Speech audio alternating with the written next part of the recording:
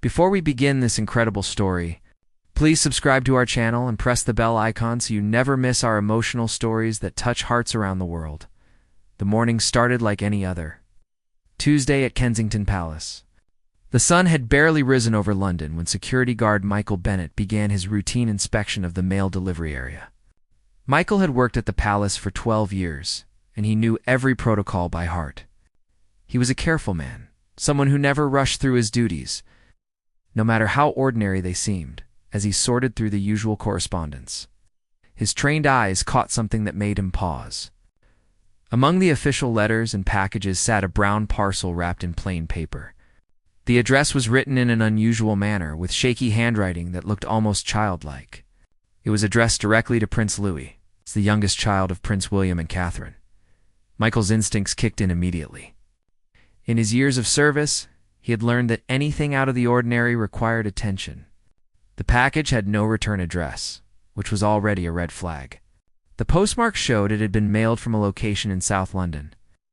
But there was something about the way it was sealed that bothered him. The tape had been applied multiple times, as if the sender had been nervous or unsure.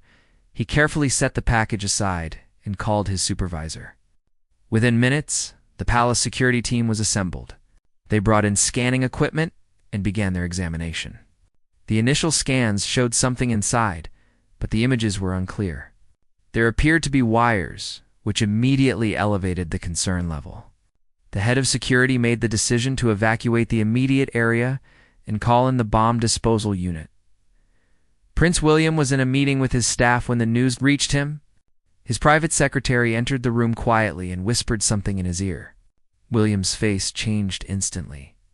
Anyone who knew him could see the shift from calm to deeply worried. He excused himself and walked quickly toward the security office, his mind racing with possibilities. Catherine was with their children in another part of the residence, helping Charlotte with her homework while Louis played nearby with his toy cars. She had no idea that anything unusual was happening. William wanted to keep it that way until he knew more. There was no point in alarming the family over what might turn out to be nothing in the security office. William watched as the bomb disposal experts, dressed in their protective gear, carefully examined the package with robotic equipment. The room was silent, except for the quiet communications between the experts. Every minute felt like an hour. William thought about his son, about the innocent 5-year-old boy who loved dinosaurs and making people laugh.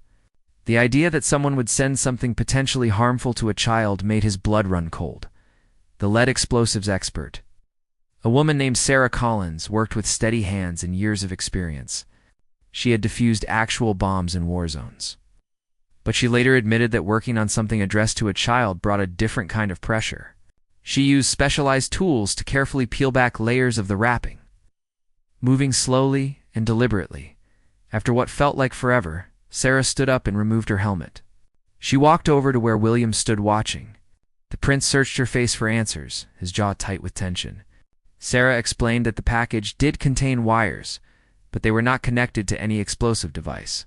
Instead, they appeared to be part of some kind of homemade electronic device. They would need to open it completely to understand what it was. But the immediate danger had passed. William felt his shoulders drop with relief, but only slightly. Just because it was not a bomb did not mean it was safe. It could still contain harmful chemicals, biological agents, or any number of dangerous materials. He asked Sarah to proceed with extreme caution. She nodded and returned to her work, as the package was finally opened under controlled conditions. Everyone in the room leaned forward to see what was inside. What they found was both confusing and deeply unsettling. The device appeared to be a modified toy, something that might have once been a talking stuffed animal or electronic game. But it had been taken apart and reassembled with additional components. There was a small speaker, a circuit board, and what looked like a recording device. The technical team carefully extracted the device and took it to a separate room for analysis. William followed, his mind full of questions. Who would send this? What was its purpose? Was this a threat, a prank, or something else entirely?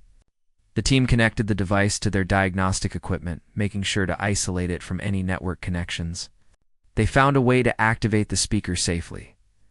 What came through that speaker changed everything.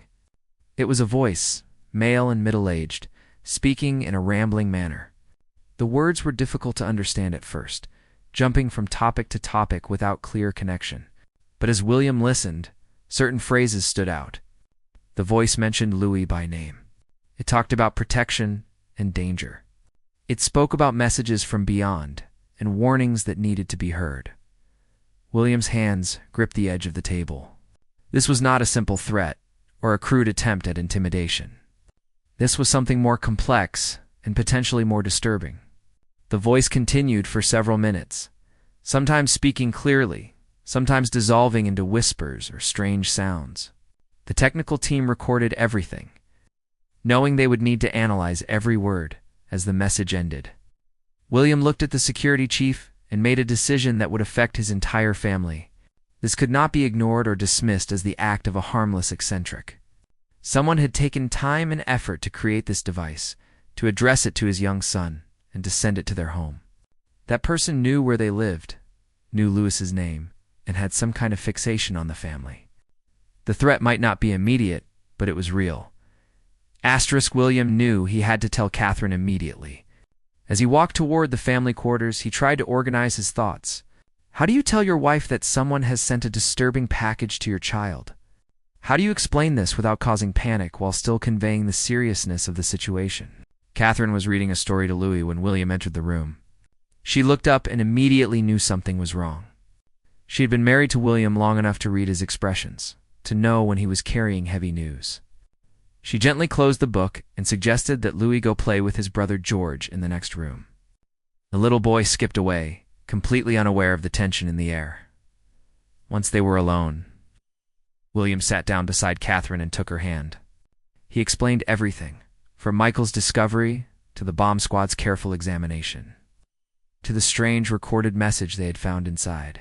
Catherine listened without interrupting, her face growing pale as she processed the information.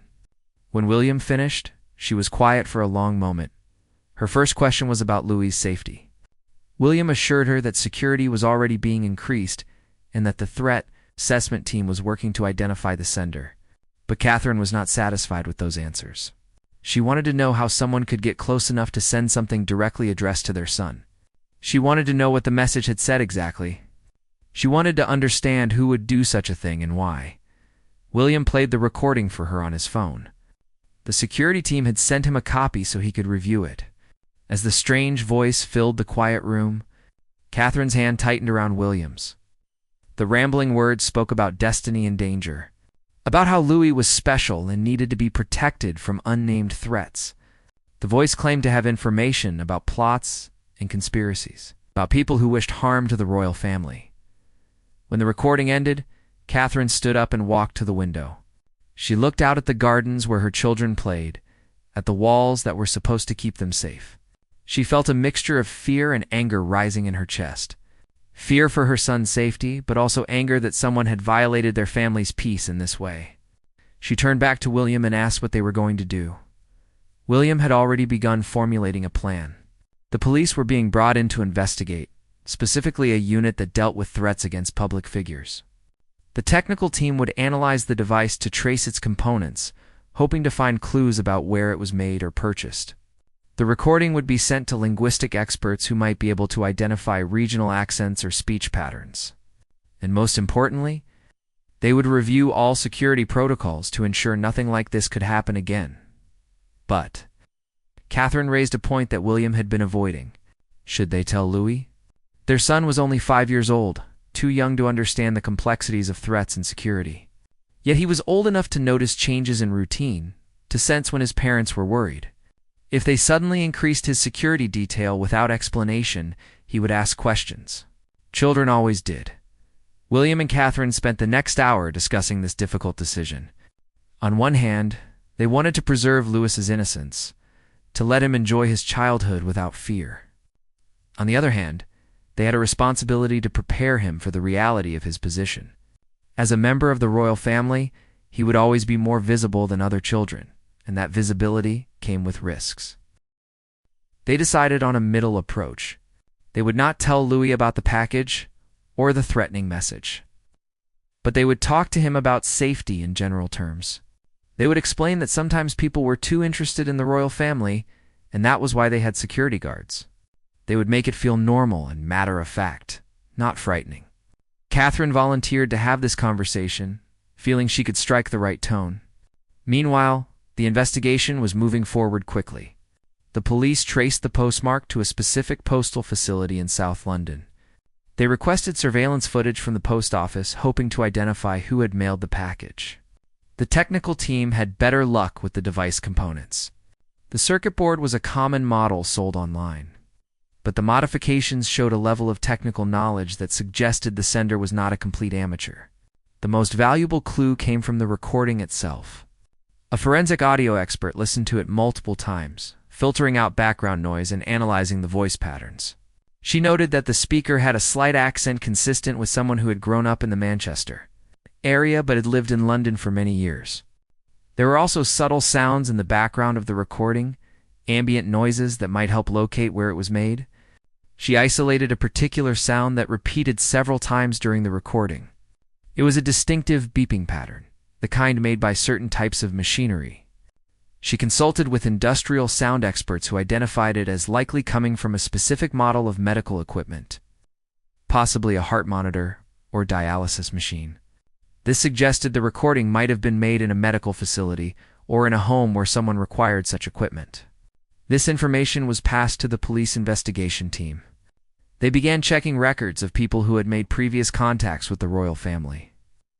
People who had sent unusual letters or shown up at royal events behaving strangely. They also looked at individuals with technical skills who might be capable of creating the device. The list was long, containing hundreds of names, but they could narrow it down based on the new information about location and access to medical equipment. William received updates throughout the day. Each piece of information brought them closer to identifying the sender, but also raised new concerns. This was clearly someone who had planned carefully, who had technical skills and knowledge about the family. It was not a random act, but something more calculated. The question that haunted William was what came next. Was this package the end of it, or just the beginning of something more? That evening, Catherine sat with Louis in his bedroom. She spoke to him in gentle terms about staying safe and listening to the people who were there to protect him. Louis, with the innocent logic of a 5-year-old, asked if it was like superheroes having sidekicks.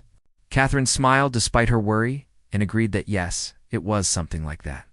Louis seemed satisfied with this explanation and went back to playing with his toys. As Catherine watched her son, she made a silent promise to herself. She would not let fear control their lives. Whoever had sent that package, whatever their intentions, they would not succeed in terrorizing her family. She and William would work with security, with police, with whoever necessary to keep their children safe. But they would also make sure Louis, George, and Charlotte continued to live as normally as possible. 3 days after the package was discovered, the investigation took a significant turn. The surveillance footage from the post office showed a man in his late 50s mailing the package. He wore a dark coat and kept his face partially hidden by a cap. But the cameras caught enough detail for facial recognition software to work with. The man had paid cash, which was not unusual, but he had lingered near the postal counter for several minutes before finally mailing the package.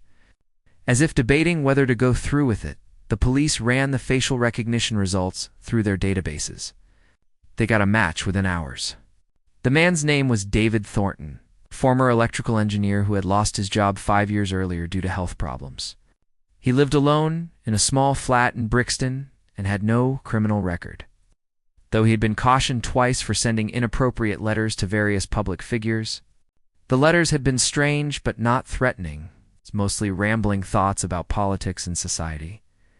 Detective Inspector Rebecca Morris led the team assigned to the case. She reviewed David Thornton's file carefully. He had been diagnosed with a psychiatric condition several years ago, something that caused delusional thinking and paranoid beliefs. He had been in and out of treatment, sometimes taking his medication and sometimes not. His family had tried to help, but he had pushed them away. Insisting they did not understand what he knew, Rebecca and her team approached Thornton's building carefully. They did not know if he might be dangerous or how he would react to police presence. They knocked on his door early in the morning, hoping to catch him before he was fully alert and potentially reactive. When Thornton opened the door, he looked confused and frightened. He was a thin man with gray hair and tired eyes. He did not resist when they asked to come inside. The flat was cluttered, but not dirty. Papers covered every surface, filled with handwritten notes that jumped from topic to topic. There were newspaper clippings about the royal family pinned to the walls, along with drawings and diagrams that connected various events and people in ways that made no logical sense. It was clear they were looking at the workspace of someone whose grip on reality is tenuous at best. Thornton sat down heavily in his chair when they told him why they were there. He admitted immediately to sending the package. He seemed almost relieved to talk about it. He explained, in his rambling way, that he had been receiving messages, not from any earthly source, but from what he called the collective consciousness. These messages told him that Prince Louis was in danger, that there were people plotting against the royal family, and that he needed to warn them. He had built a device, he explained, because he thought a simple letter would not be taken seriously. He wanted to create something that would definitely get their attention, something they would have to investigate. He insisted he had never meant any harm. The idea that his package might have been seen as a threat genuinely seemed to shock him. In his disordered mind, he had been trying to help, trying to protect a child from dangers he believed were real. Detective Morris listened carefully, making notes. She could see that Thornton was not a malicious person, but his mental state made him unpredictable. She asked about the recording, about the specific warnings he had tried to send. Thornton pulled out a worn notebook and began reading from it, page after page of conspiracy theories and imagined plots. Some of it was clearly influenced by things he had read online or seen on television, twisted through the lens of his condition into something he believed was secret. Knowledge. The police took Thornton into custody. But this was not a simple arrest for a crime. He would be evaluated by psychiatric professionals and likely placed in a treatment facility where he could receive the help he needed. Detective Morris knew this was the right outcome, but it still felt unsatisfying in some ways. The man was ill, not evil, yet he had caused genuine fear and disruption to a family, including a young child. William and Catherine received the news that evening. William felt a complex mixture of emotions. There was relief that the sender had been identified and was not an ongoing threat. There was also sadness for a man whose mind had betrayed him, so completely that he believed he was helping when he was actually causing harm. And there was lingering unease about how vulnerable his family was to this kind of attention. Catherine asked the obvious question: would there be others like David Thornton? People whose mental illness or obsessions led them to fixate on the royal family? The security chief who briefed them was honest. Yes, there would always be such people. The monarchy's public nature meant they would always attract attention from individuals across the entire spectrum of mental health and intent. Most were harmless, sending odd letters or showing up at events. Some, like Thornton, crossed lines without fully understanding they were doing so. And very rarely there were genuinely dangerous individuals with harmful intent. This answer did not comfort Catherine, but she appreciated the honesty. She and William spent a long time that evening discussing what this meant for their family's future. They could not live in constant fear, could not let their children grow up imprisoned by security concerns. Yet they also had to be realistic about the challenges that came with their position. It was a balance they would have to strike every day. The next morning, William made a decision that surprised many of his advisors. He wanted to visit David Thornton, not as a prince seeking justice, but as a father trying to understand what had happened. His security team advised against it, citing protocol and potential risks. But William was insistent. He wanted to look this man in the eye, to see for himself who had frightened his family and why. The visit was arranged at the psychiatric facility where Thornton was being evaluated. William went with minimal security, dressed casually, wanting to keep the encounter as normal as possible. When he entered the room where Thornton waited, the older man looked up with an expression of pure shock. He clearly had not expected this. William sat down across from him and spoke quietly. He did not go there to be angry or to demand explanations. Instead, he asked Thornton about his life, about what had led him to this point. Thornton, initially wary, began to open up. He talked about losing his job, about his health declining, about feeling disconnected from the world around him. He talked about how the messages had started, how at first he had dismissed them, but they had grown stronger and more insistent, until he felt he had no choice but to act. William listened without judgment.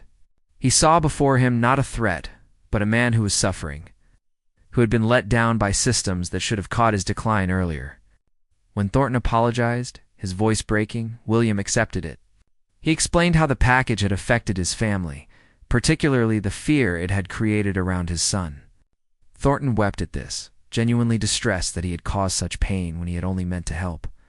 Before he left, William did something unexpected. He thanked Thornton for explaining, for helping him understand. He told the older man that he hoped he would get the help he needed and that he would find peace. Thornton looked at him with surprise and gratitude. Whatever he had expected from this meeting, it was not kindness. When William returned to Kensington Palace after his visit with David Thornton, Catherine was waiting for him. She could see the experience had affected him deeply. They sat together in their private sitting room, and William shared every detail of the conversation. He described the pain in Thornton's eyes, the genuine confusion about why his actions had been seen as threatening rather than helpful. Catherine understood why William had needed to make this visit, even though she had worried about it. William had always been someone who sought to understand people, to see beyond surface judgments. It was one of the qualities she loved most about him. But she also worried that his compassion might be misplaced in this situation. Thornton's intentions might have been confused rather than malicious, but the result had been the same. Their family had been frightened, their sense of security had been violated. William acknowledged her concerns.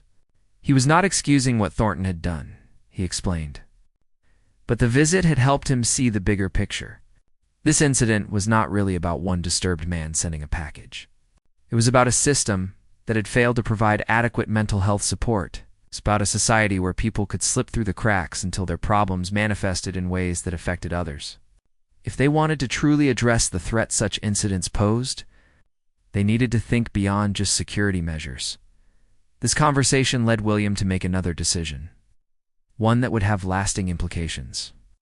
He wanted to use his platform to advocate for better mental health support systems, particularly for people who were isolated or vulnerable. He had already been involved in mental health initiatives through his charity work, but this experience had given him a new perspective on the urgency of the issue.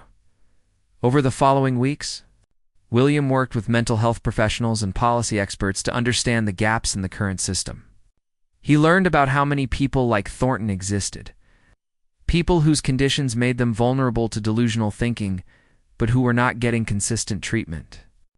He discovered that funding for mental health services had been cut repeatedly, that waiting lists for psychiatric care were months long, and that follow-up care was often inadequate. Meanwhile, the security review at the palace was completed. Michael Bennett, the guard who had first noticed the suspicious package, was commended for his vigilance. New protocols were put in place for handling mail addressed to the children. All packages would now go through multiple levels of screening before being delivered. The family's security detail was also updated, with additional training on recognizing potential threats from individuals with mental health conditions. Catherine had mixed feelings about these changes. On one hand, she felt safer knowing that additional precautions were being taken. On the other hand, each new security measure was a reminder of how different their lives were from normal families. She watched her children playing in the garden, always under watchful eyes now, and wondered what impact this would have on them as they grew older. Louis, thankfully, seemed unaware of the drama that had unfolded around him. He continued his daily routine of school, playtime, and family activities. Catherine had managed to talk to him about safety without frightening him, and he had accepted the increased security presence with the easy adaptability of young children. For him, the guards were just part of the landscape of his life. It's no more unusual than having a chef or a housekeeper. But George and Charlotte, being older, were more perceptive. Charlotte had overheard part of a conversation between her parents and asked her mother if something bad had happened. Catherine had been honest with her daughter, explaining in age-appropriate terms that sometimes people got confused and did things that were not okay, but that everyone was safe now. Charlotte had nodded seriously and asked if the person who sent the package was being helped. Catherine had been impressed by her daughter's concern for someone who'd frightened their family. George had reacted differently. As the eldest and the one who would someday be king, he had always been more aware of his family's unique position. When William finally told him what had happened, George had been quiet for a long time. Then he asked his father if this was what it meant to be royal, always having to worry about people doing strange things because they knew who you were. William had no easy answer for his son. 2 months after the incident, William gave a speech at a mental health conference. He spoke openly about the experience, though without naming Thornton or giving details that would identify him. He described receiving a threat that turned out to come from someone who was ill rather than malicious. He talked about the importance of seeing such individuals as patients who needed help rather than just as threats to be neutralized. The speech received mixed reactions. Some people praised William for his compassion and for using his experience to advocate for better mental health support. Others criticized him for being too soft, arguing that threatening a child should have serious consequences regardless of the sender's mental state. William expected this division and was prepared for it. He knew that mental health was an area where people held strong and often conflicting views. What mattered to him was that he was starting important conversations. In the weeks following his speech, several members of Parliament contacted him about mental health legislation. Mental health charities reported increased donations and interest in their programs. And perhaps most importantly, other families who had experienced similar incidents reached out to share their stories. William learned he was not alone in this experience. Many public figures, from politicians to actors to business leaders, had received disturbing communications from individuals with mental health conditions. Most had dealt with these incidents quietly through security and legal channels, without addressing the underlying issues. William's decision to speak publicly gave others permission to do the same. Catherine supported William's advocacy work, but she also made sure they did not let it consume their family life. She insisted on maintaining routines, on making sure the children had normal experiences despite the abnormal circumstances of their position. She organized playdates with other children, took them to museums and parks, and created spaces in their home where they could just be kids. One afternoon, several months after the incident, Catherine found Louis playing with his toy soldiers in the garden. He had arranged them carefully, creating an elaborate scene. When she asked what story he was playing out, he explained that the soldiers were protecting a prince from bad dreams.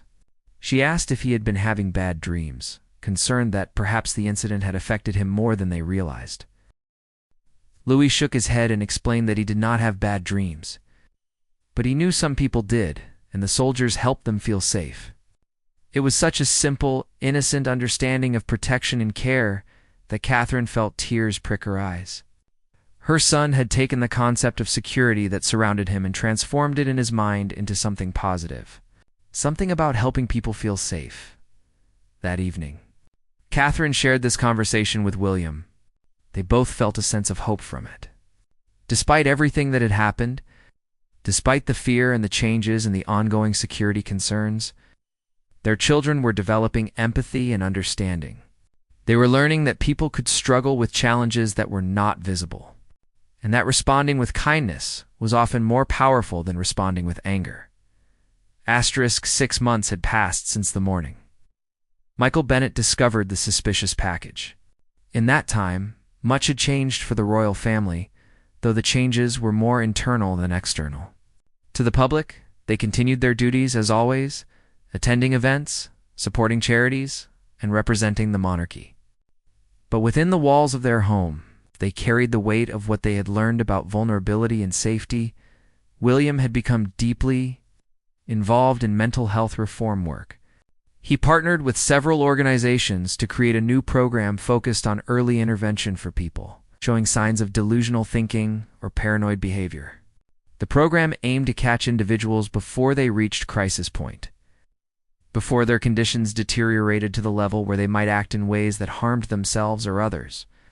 It was named the Thornton Initiative, with David Thornton's permission, as a way of turning a negative incident into something positive. David Thornton himself had made progress in his treatment. With proper medication and regular therapy, his delusional beliefs had lessened significantly. He was able to recognize that the messages he thought he had received were products of his condition, not real communications. He expressed deep remorse for the fear he had caused the royal family, and he participated willingly in the program that bore his name, sharing his experience to help mental health professionals understand how such fixations developed. William received regular updates on Thornton's progress. He had not visited again, feeling that one meeting had served its purpose. But he was genuinely glad to hear that the man was getting better. Catherine was more reserved in her feelings about Thornton. She understood intellectually that he had been ill, but the emotional memory of that frightening day remained strong. She focused instead on what they could do to prevent similar incidents in the future. The security changes at the palace had become routine. The children barely noticed the additional screening of their mail anymore. It was simply part of their lives, like brushing their teeth or doing homework. Michael Bennet had been promoted for his vigilance, and he took his new responsibilities seriously. He trained other guards on what to look for, using the Thornton incident as a case study in trusting instincts and following protocols. One challenge that emerged over these months was managing the children's understanding of their security needs as they grew older. George, now more aware of the incident's details, sometimes asked difficult questions. Why did some people fixate on their family? What made them so different from other families that they needed such protection? William and Catherine tried to answer honestly while also protecting his childhood. Innocence, Charlotte had developed a keen interest in helping people, perhaps influenced by the conversations she had overheard about mental health. She asked if she could volunteer at local charities when she was older, specifically ones that helped people who were struggling. Catherine was touched by her daughter's compassion and encouraged this interest. Seeing it as a positive outcome from a difficult experience, Louis remained the most sheltered from the reality of what had happened. He knew the package had been addressed to him, but he thought it had simply been a mistake, something confused rather than threatening. William and Catherine decided to let him maintain this understanding until he was older, better able to process more complex explanations. There was time enough for him to learn about the darker aspects of public life in the broader world. William's advocacy work was having real impact. The government announced increased funding for mental health services, specifically targeting programs for isolated individuals and those with conditions that could lead to delusional thinking. Several other countries reached out to learn about the Thornton Initiative. Hoping to implement similar programs in their own communities, William received letters from families who had been helped by the increased focus on mental health. One mother wrote about her adult son who had been showing signs of paranoid delusions.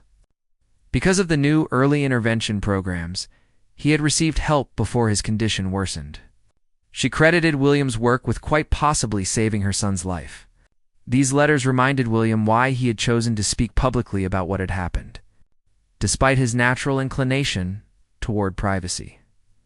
Catherine saw the positive impact of William's work, but she also worried about him. He was taking on a great deal, adding this advocacy to his already substantial royal duties. She noticed he was sleeping less, spending late nights reading reports and communicating with mental health experts.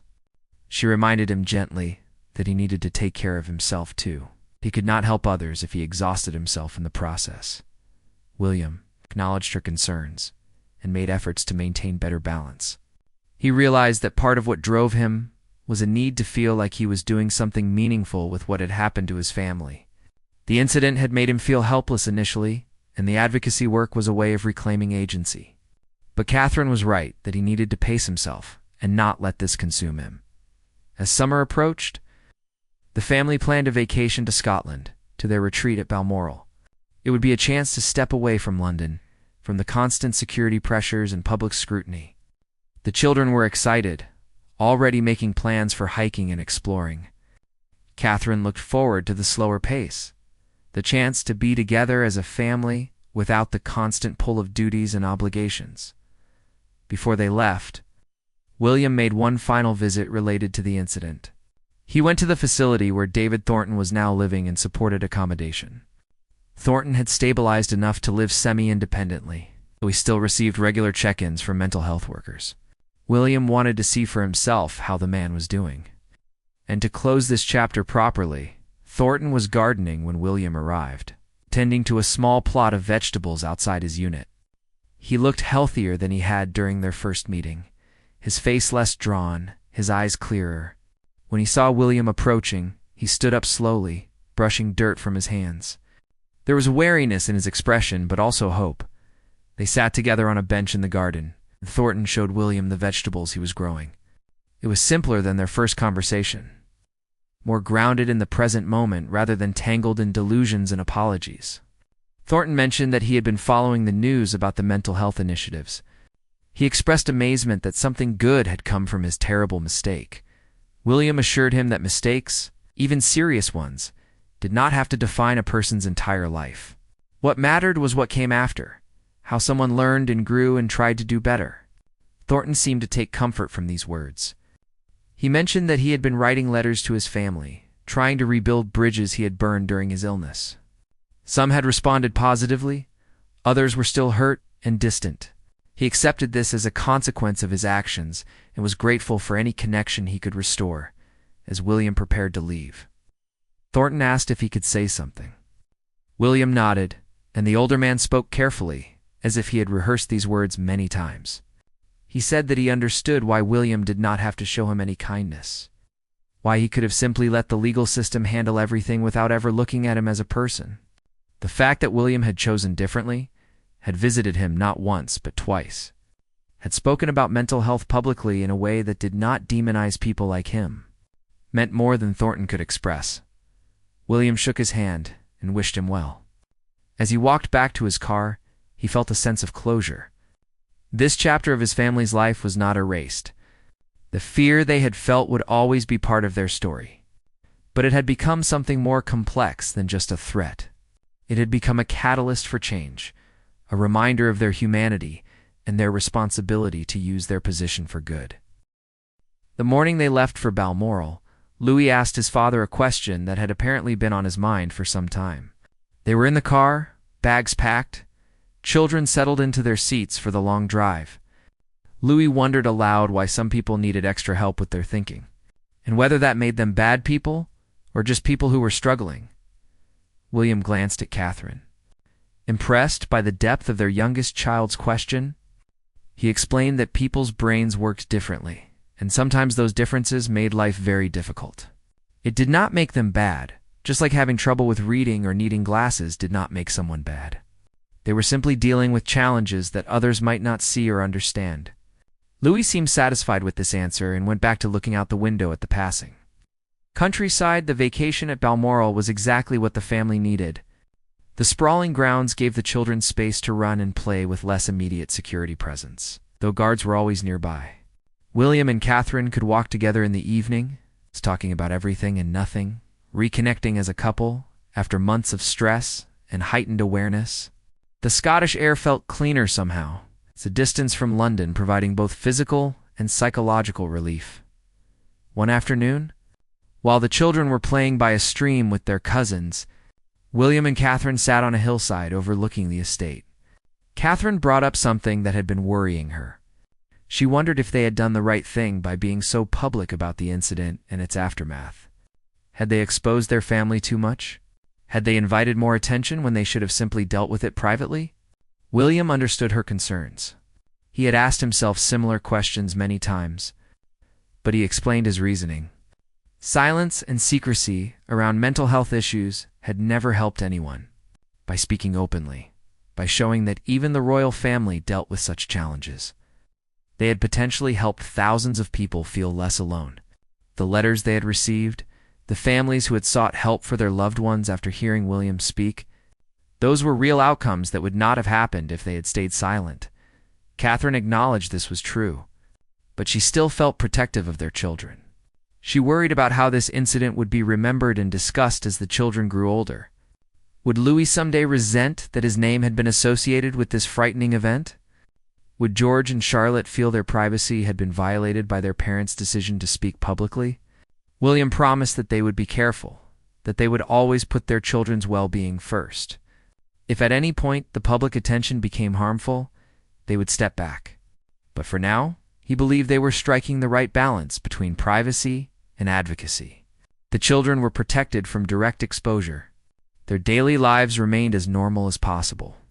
Yet their family's experience was being used to help others. As they sat together, William shared something he had not told Catherine before.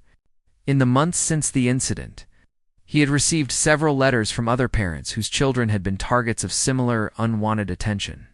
Some were wealthy families, some were minor celebrities. Some were just unlucky enough to have caught the attention of someone with an unhealthy fixation. These parents thanked William for speaking openly because it made them feel less isolated in their fear and confusion. One letter in particular had stayed with him. It was from a father whose daughter had received disturbing messages from a stalker with mental health issues. The father wrote about the guilt he felt, wondering if he should have done something differently to protect his child. William's public discussions about not blaming yourself for things beyond your control, about responding with both security measures and compassion, had helped this father process his own experience. Catherine softened as William shared this. She had been so focused on protecting their own family that she had not fully considered how their openness might help others in similar situations. It was a reminder that their position came with both burdens and opportunities, that they could use their platform in ways that genuinely mattered to people's lives. The remainder of their time at Balmoral passed peacefully. The children grew tan from days spent outdoors. William and Catherine felt refreshed, ready to return to their duties with renewed energy. On their last evening, they gathered the family for a dinner outdoors. A long table set up on the lawn with all the cousins and extended family.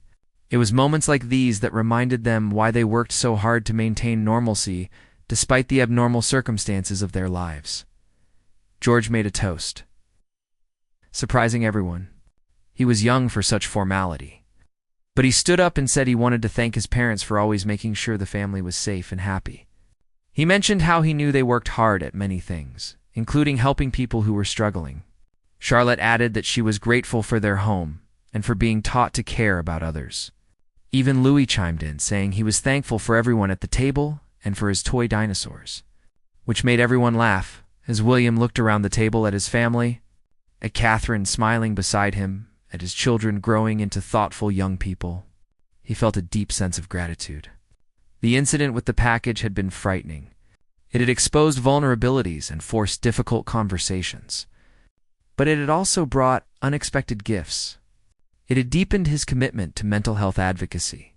It had taught his children lessons about compassion and understanding.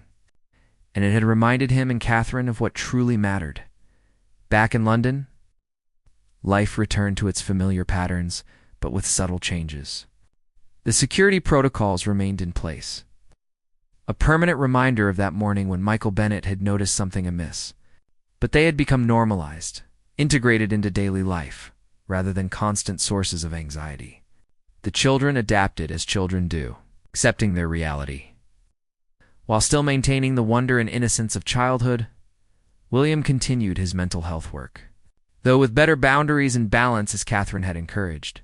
The Thornton Initiative expanded to several new cities, helping dozens of individuals get the support they needed before crisis points. David Thornton himself occasionally participated in training sessions for mental health workers, sharing his experience to help them understand the patient's perspective. He had rebuilt relationships with some family members and found purpose in giving back. A year after the incident, on the anniversary of that frightening morning, William and Catherine held a private family moment. They did not dwell on fear or what could have happened. Instead, they focused on gratitude for their safety, for the good that had come from something scary, and for the reminder that compassion could be as powerful as security in protecting what mattered most. Louis had grown taller, his interests shifting from dinosaurs to space exploration. George was becoming more thoughtful and serious, aware of his future responsibilities, but still finding joy in childhood. Charlotte remained their empathetic heart, always concerned about others' feelings and welfare. They were growing up in a world that was sometimes threatening, always watching. But their parents had managed to create a foundation of security that was both physical and emotional. The package that had caused such fear was long gone, destroyed as evidence after the investigation concluded, but its impact remained transformed from a source of terror into a catalyst for growth. It had taught the family about their own resilience, about the importance of addressing mental health with both compassion and seriousness, and about finding meaning in difficult experiences. As William and June watched their children play in the garden one evening, guards discreetly present but unobtrusive, they reflected on this journey. They had made decisions they hoped were right, balanced privacy with advocacy, and tried to turn a frightening incident into something positive. Only time would tell if they had struck the right balance. But they had done their best with love, intention, and care. The sun set over Kensington Palace, casting long shadows across the gardens. Inside, the family gathered for dinner, their voices carrying through the halls, filling the space with warmth and life.